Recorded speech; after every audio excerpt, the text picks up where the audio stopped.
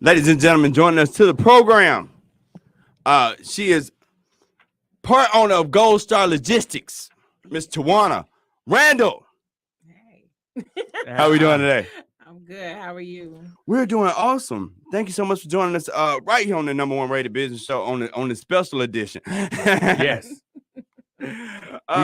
But no, before we get into it, trucking has become a huge industry now. Like it's a lot of folks getting into trucking. Yeah. Like, why do you think this just major shift in everybody trying to get into the trucking industry with I don't know if it's 'Cause a the lot of increased money. delivery or what? Like seriously though, it's a lot of folks trying to get into this world. Because a lot It's of a new money. shiny object, and it's also recession proof. So, Okay.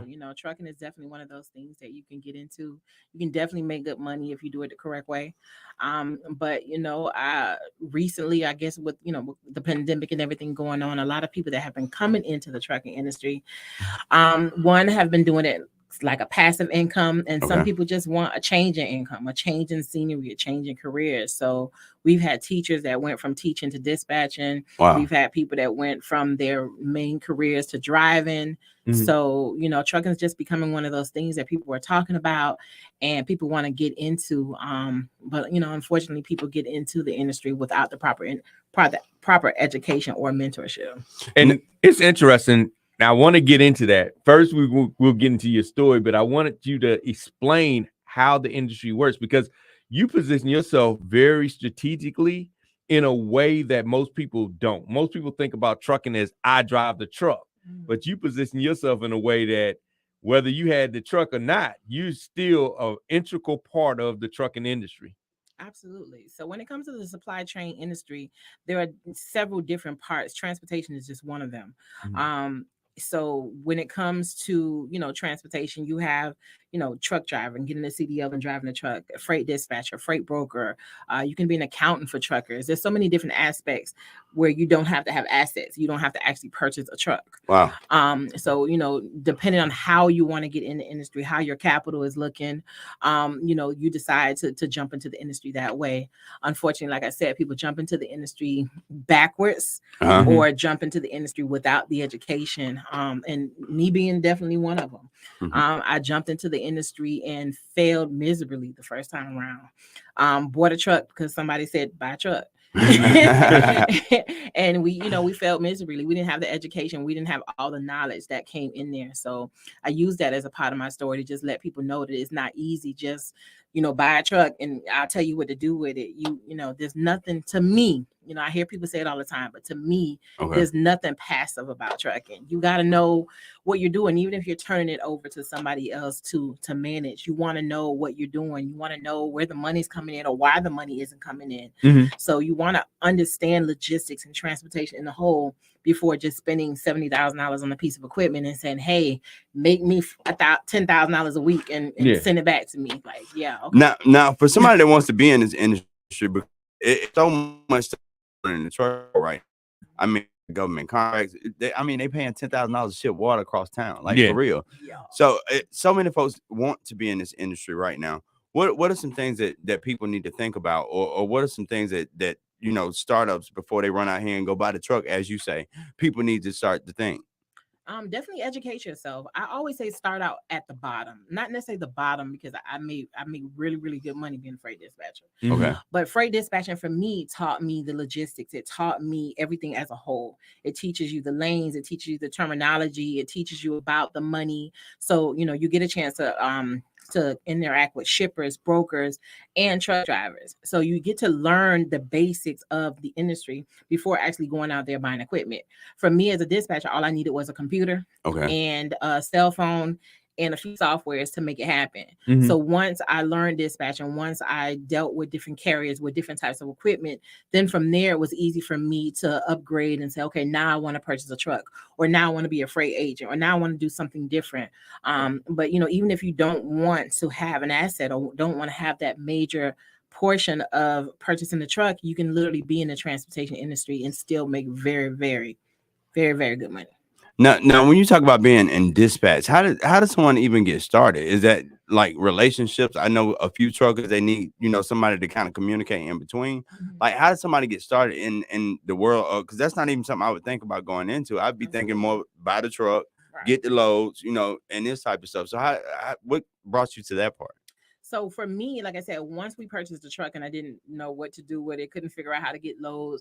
The person who told us to purchase the truck and they'd help us out disappeared. It's always like that when you start the business. I got you, bro. I got you. Oh yeah. Oh, you got it already? Oh, okay. I'm gonna hit you up later. And I'm like, I got this truck now. I need some orders today. So from there, it was just like, I just started Googling and making calls myself because now it's like it's on me. I Okay. purchased the truck, now it's on me.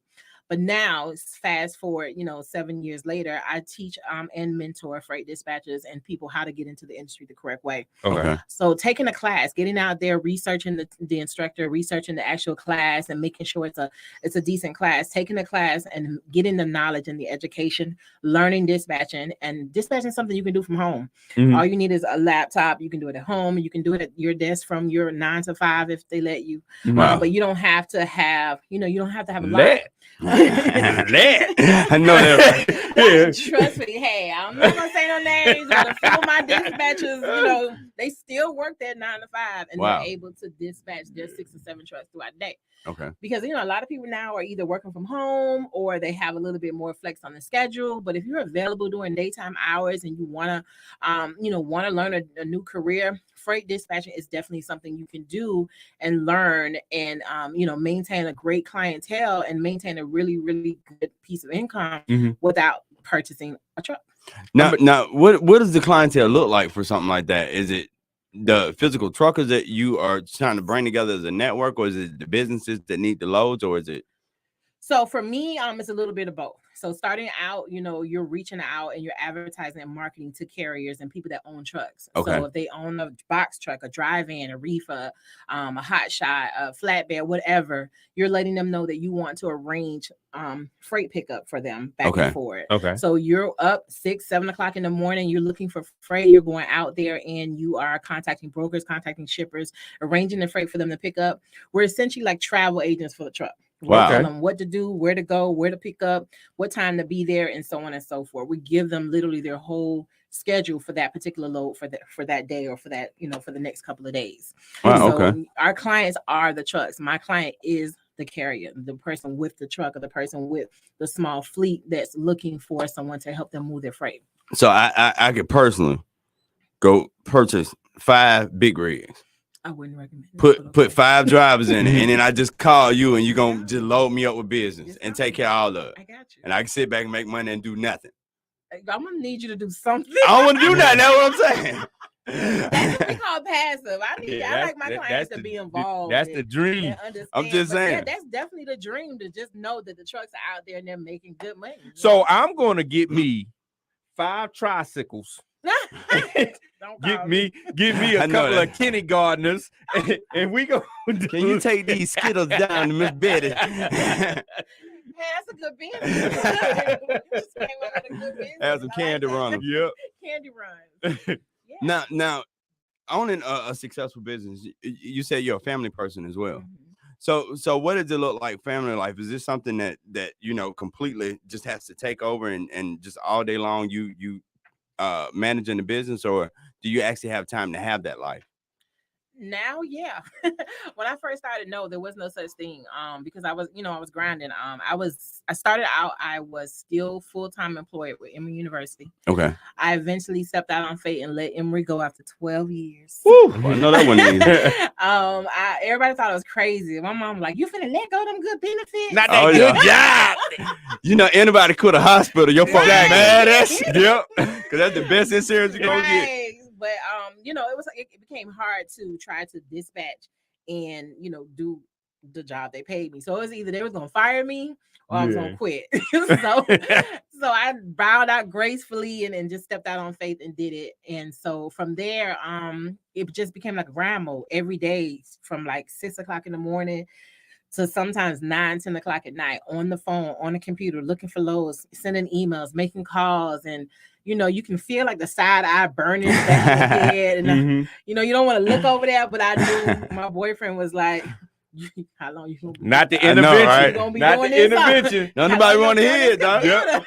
You coming in and all of a sudden you got all family members sitting there Yeah. talking about we gotta talk. Right. You think it's okay because you're home. But, Yeah. I was literally in my home office for 12, 14 hours a day. Oh yeah. I That's the sneak worst. out. I tell folks all the time, work from home is the worst thing because Yeah, you 'cause never stop not at the working. computer, Yeah. man. It's like, Exactly. Yep. And then in your leisure times, like, well, hell, I can go in my office and go get something done. Yeah. Yep. It don't have nothing to do It's with going work. out. Computer in the office. bed. You Yup. be in the Well, bed I with got the out of that computer. habit. Well, I didn't get out. I was forced to get out of that habit. I know he told you don't be bringing that computer to bed with you I was now. walking in there with all these phones and computer, and I was like, "Oh, okay." And I turn around and take it back. Yeah, there has to be some type of balance, and fortunately now I have a team. We have about 87 trucks that we dispatch for, Woo! and That's a we lot have of a trucks. team, and my team allows me to be out here talking to y'all and building the business while they handle our clients. See, when I first met Tawana, she said she had a trucking business. And I was expecting the cap, the gold Yeah. tooth, the flannel shirt. I like, you don't have no trucking business. I do have a flannel shirt though. She said there's more to trucks than just that. There's more Now, trucking. logistics has since the emergence of Amazon has become one of them buzzwords that everybody like to throw around, and everybody do logistics nowadays. What is truly logistics, and what is Gold Star Logistics? So Gold Star Logistics Group is a full service freight dispatch and compliance company. Okay. So we're based out of McDonough, Georgia, and we literally handle the trucker from beginning to end. Okay. So we can set up their business, we can get their trucks moving, and we can handle their compliance as far as everything that they need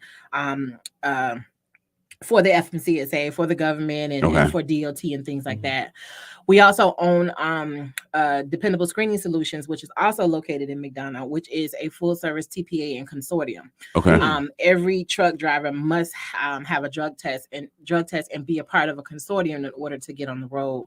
So we do drug testing, fingerprinting, background checks, COVID tests, physicals, DOT physicals, and everything. Wow. Okay. So with that, it was just one of those things where it's like, in order for me to be full service, I had to learn different aspects of the industry. Okay. So learning the dispatching, learning the compliance portion, learning the, some of the rules and regulations which constantly change with the FMCSA and with DOT, and then learning the consortium and the clearinghouse portion so that we can offer our clients a full array of services. Wow. And again, all services that I don't need a truck for, but still, networking and still within the transportation and logistics industry. But How often that do all those changes though? I mean, those regulations, you say they're constantly changing. How do you keep up with all that? I mean, is it like you just on a feed, or you just have to keep Something on like that. contacting people? Yeah. You're constantly reading up on the FMCSA blog. I listen to things like Freight Waves. Have a very good business partner, Adam Wingfield, who is always talking about, different changes in the transportation industry. But Okay. you plug yourself into the things that are important for you to grow your business. Oh, yeah. Okay. So you can't just say, "Oh, I'm in business," and then you hear on the street, "Oh, they changed that." Like, "Oh, we have to Man, be able to let yeah. our drivers Yeah. know." Oh, yeah. 9 times out of 10, the drivers don't know that the HOS hours have changed. They don't know that the waiver, there's been a waiver out there where you can be on the road longer. They don't know these things. So we educate our drivers as well. So Okay. if we don't educate ourselves, then it's like someone's coming to us asking us something, and we're like, "Oh, I didn't know that." So Yeah. the more education we have, the more we can educate drivers and more carriers and educate our clients as well. But one thing I want to go back to that you said as you start talking about expanding the business is to highlight once again multiple streams of income, because a lot of times people get so full with this whole multiple streams of income. They think is I own a chicken shop over here. I'm selling Tahitian noni over here. You know what I'm saying? I'm in this. I'm selling. You ain't gonna cell talk phone bad about service. that noni. but no, a lot of times, and what ends up happening, you going in all these different directions, and you ain't getting nowhere, and you drowning everywhere because the simple fact it ain't focused on nothing. Yeah. And it's like the people that talk about multiple streams of income, they talking about I got my business, and it creates all these different services and streams from it. Yeah. So I love that the fact that you said you opened up to where you knew they had to get the drug test. Right. and then you open up somewhere for them to get the drug test. Yeah. You see what I'm saying? Yeah. I wanted the multiple streams of income because, one, I'm not going to tell anybody that transportation is easy. Dispatching is not easy. If you put in the work, you definitely can make the money. For me, when I first started, getting a few trucks here and there, we were doing about maybe $2,000 to $3,000 a week. Okay. So, and that's dispatching for about 10 trucks. Wow. So which is a lot, but depending on the goals that you're trying to reach, you can definitely make the money. Okay. So if you're going to continue to grow in this industry, then why not have all of your streams of income have something to do with the same industry? Oh yeah. I can't put on no makeup, so I'm not selling Mary Kay. Mhm. People come to me all the time. You would do good with selling that. No, I don't lip gloss that. So I try to stick to what I know and what I dedicated myself to. So if I felt like I was going to dedicate myself to transportation, then why not have the streams that I had be focused on just that one industry versus confused. The only thing I have different is a travel agency, which kind of goes with it because I book hotels It's the same, for some of my drivers sometimes. So, so I still get the perks. No, so I'm with you. Everything that I do, everything that I focus on has to be within this industry. That is so beautiful. Now, what are some things, because you obviously become just majorly successful at doing this. What are some of those keys that you have found as you have gone through this industry and started doing your thing in it? What are some of those keys that you have found to success? Prayer. Say pray about it. Prayer. I definitely try to stay prayed up and keep that keep God first. My family, definitely my circle, making sure I surround myself with people who are legitimately in this industry and legitimately being successful and that can actually teach me something. Wow. Or I can teach them something, or vice versa. And definitely keeping my education and knowledge. Because within this industry, if you don't have that, then you're definitely not going to be able to go far. Wow. Once again, I keep telling y'all, it's never 1, 2, 3. You know what I'm saying? It's always the inner stuff. It's always, you know what I'm saying? It's always what's going on in your life, more so than what's going on in your business that's affecting you. What are some of the pitfalls being an entrepreneur, having a family, and all this type of stuff that you fallen into? Being an entrepreneur, definitely your success or your lack of is on you. Okay. Working I love that. For corporate America that's y'all company. I don't care if you work or not. I come in here and do my little piece, if y'all go under, they ain't got nothing to do with me.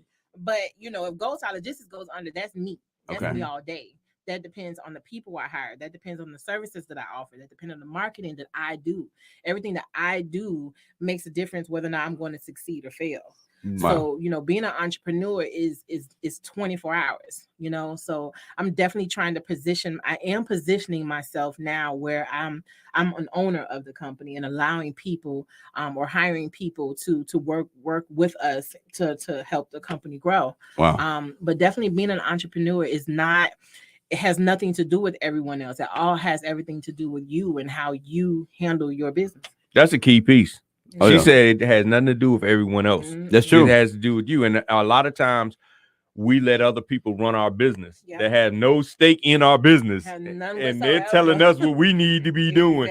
You need to be doing at the end of the day, they leave and go start their own. They got you buying $70,000 trucks. Right. Like, I'm out. But it's so true in life, and it's kind of sad to say in a way, you can't take no advice from nobody else because it's always gonna be selfish and based off them. You know what I'm saying? It's always gonna be based off what they would do. And they like to hear themselves talk. Oh yeah. Because a lot of times they just say it just to be saying. I remember I had a friend of mine buy an actual Benz based off of me trying to hear myself talk because he asked me if it was a good idea. Right. And he was like, "Yeah, man. Now this guy's 6'4", 250 plus, and he was a drop top 2-seater Benz. Oh, Lord. And he was like, "Should I get it?" And I'm laughing, joking, just like, "Yeah, you should get it. That's not my money." Right. So he went on and bid on it. Yeah. And he won the bid. Wow. So now he's stuck with his 2-seater. And he's like, "What am I supposed to do with this?" And I'm looking at him like, I don't believe you listen to me. I was just joking. Right. I wasn't serious, but it wasn't my investment. So I didn't really. You had no stake. Yeah. But let me tell you other crazy folks, and he just did exactly what most folks gonna do to you. When the advice don't work out, my bad. Yeah. Right. Hey. My bad, bro. You That's just cost me what $50,000. She told me with the girl, she's like, hey man, I'm like asking her, like, oh, y'all killing in the trucking business. Yeah, just buy a truck. I'm gonna tell you the guy get the contracts and da da da da. I'm like, shoo, we looking for trucks that day. Like, but Wow. as soon as you get the truck, everybody goes. Yep. It's no longer their Like, what I'm supposed to do with this now? responsibility. Yeah. Like, shoot, Yep. I didn't know she was gonna do it for real. Yeah. Oh yeah. So as soon as you get it, everybody goes. Don't nobody want to tell you anything, and that's big for whatever reason in our community. Don't nobody want to share them. Where you get that load from? Oh Lord, girl, I don't remember. I I love that. that. Was yesterday. I know. I did that in real estate, man. Yeah, it was so- like all of a sudden the market turned in 2008. Mhm. Everybody else knew, but nobody told Nobody me. want to share. All of a Yeah. sudden they were like, "Hey, man, you should have got out last year." I'm like, "You should have told me You last should year." told me last Oh, year, yeah. right? So I could have been walking with you. Yeah. Well, Ms. Miranda, if you got any more advice for young entrepreneurs out there, anybody want to get in the trucking industry, if you can just give us just a few tips of what people can do to get started. Number one, get started. I love that. Research what it is that you want to do, where you want to start, whether it's in the transportation industry or whatever. Research what you want to do. Do research on whatever classes it is that you want to take, or the mentor, the person that you're getting. I see people all the time getting mentorship in the industry from someone who's not in the industry. So it's like, how are they going to mentor you into something? So just do your research, check reviews. And after that, sit down and, check your finances, check yourself, talk to your family, and put a plan together and just do it. A lot of times we have these ideas in our head, and then 5 years from now, we see somebody else doing your it. idea Yep. because Yeah. you still have it in your head and you're too scared to get it out of your head. So you just got to do it. One thing I always knew, that I had the skills, I had the degrees, that if need be, I can get me a job. Yeah. But it's been 7 years. I'm with you on that. So you made it past that magical 5 Yeah. number we talked Yeah. about. So Yeah. I definitely recommend anybody, the way that the world is now, sometimes you just have to take a step out on faith and just do it. Oh yeah. Don't wait for someone else to agree. Don't wait for someone else to say it sounds good and that's a great idea. It's your idea, it's your vision. Pray on it and make it happen. So, Wow. Tawana, here's what I'm thinking. You've heard about the Tesla trucks and how, the electric truck's going to be the new wave. So I think you should get an electric truck. I'm going to drive it. I'm going to leave They Kevin don't in the need show. you to drive it. That's what I'm talking about. These You trucks see my vision. You see my Yeah, I vision. see your vision. I'm going to sit in the truck, let it do its thing.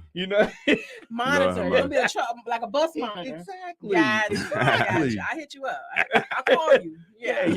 We need to do that. It's going to make us a lot of money. Yeah. I'll Oh call my you. goodness. Got you. I so hope y'all successful with that. Thank you. All right. Oh, so you're not coming. No, I'm gonna let him go. I'm gonna let him go. They done tried to put me off the show this week. He doing concerts without me now. It's just, Oh no. Oh, man. I give up. I give up. Can't trust but me.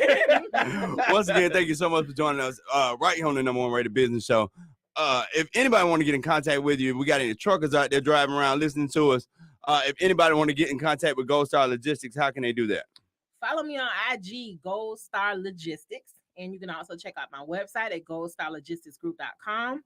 Or you can give me a call, 888-601-0696. Gold Star Logistics Group. All right. Once again, and it's the #1 rated business show right here on Real 1100 AM iHeartRadio, checking in all over the world. It's the Rockstar KC. And Mr. Marketology about to drive a Tesla truck. And we'll be back after this.